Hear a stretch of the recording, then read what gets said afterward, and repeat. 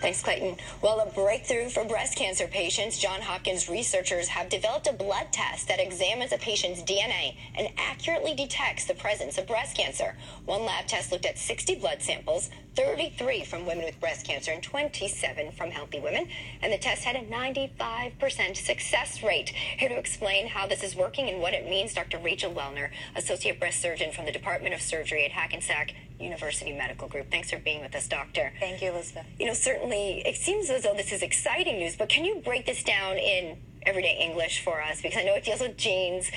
People want to hear, in terms of breast cancer, what the genes mean. What does this mean for a tumor? So in everyday language, what does this mean? So this test is called the c-Meth DNA. And that's a fancy term, basically to describe how intelligent our DNA is and what we're learning more and more every day about what that means. We have within our DNA something called tumor suppressor genes.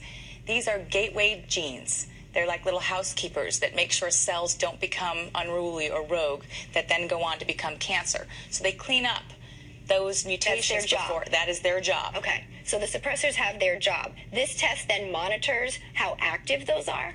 It actually looks specifically at something called methylation.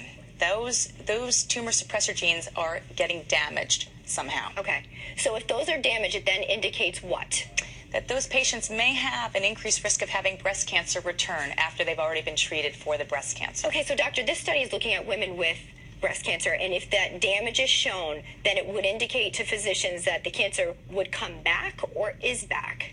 It's very, very early. This is straight off the research press here. Sure. But it's indicating that in the future, when put into more clinical use and more patients are studied with this, that this may be a tool in being able to predict whether breast cancer can come back in those patients.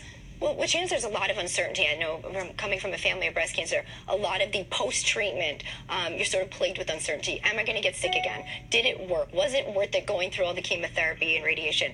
Could this eventually even take it one step further with uncertainty and predict breast cancer with someone like a family history? That's generally the way that we like to go in this. Again, we're very far from that. It would be nice to be able to extrapolate to those patients that are high risk. I think that's kind of where we're going with this. Again, it's very, very early. So I'm sensing a cautious tone, which I like from a physician, but is this also exciting from the medical community? I think it's very, very exciting. Again, this is very, very early news. We just kind of are understanding this at a cellular level. The more and more we understand about the genome and cracking that code, the more and more we're understanding about targets in individuals. What is going wrong in somebody's genetics to potentially lead up to causing the presentation of a breast cancer tumor? For sure. Dr. Rachel Wellner, I like the fact that well is in your name. Thank you very much. Thanks for having me today. Thanks for being with us. Great news there.